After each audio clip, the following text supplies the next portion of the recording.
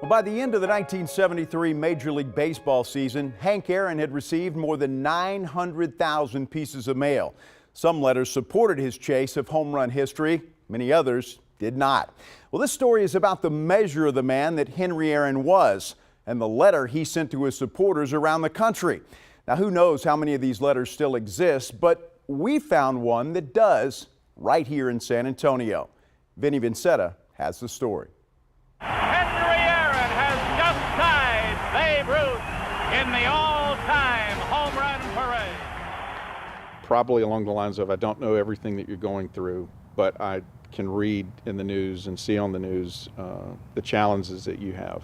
And I want you to know that you're not in this alone. James Whitten, Stan's father, wrote a letter nearly 50 years ago to Hank Aaron, who was already a legend and was on the way to becoming an icon. It's just a reminder of not only the type of person he was, but his willingness to go outside of himself. He was going to intentionally show his support of what Hank Aaron was going through. That letter is presumably long gone, but the response in return, passed down over the years from father to son. I think part of what it represents is the connection between me and my dad. One of the more remarkable pieces of baseball history you'll ever see.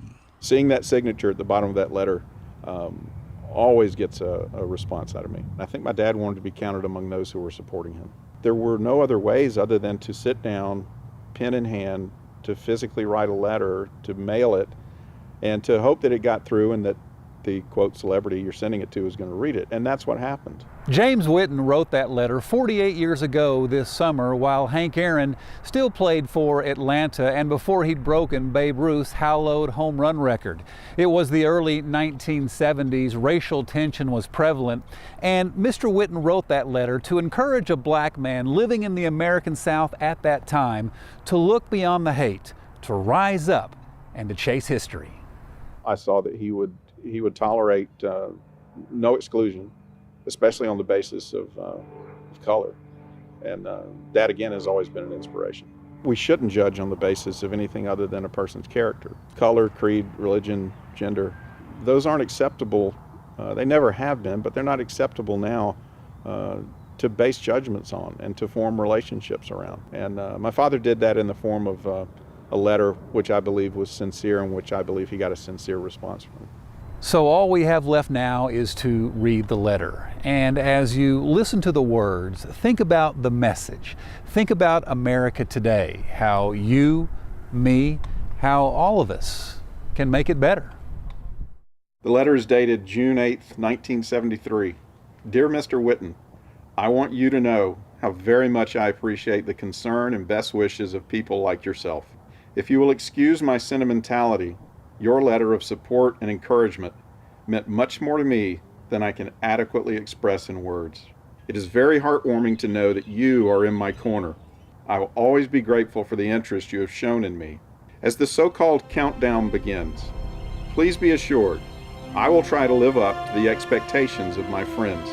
Wishing you only the best. If people should say, well, what did Hank Aaron do?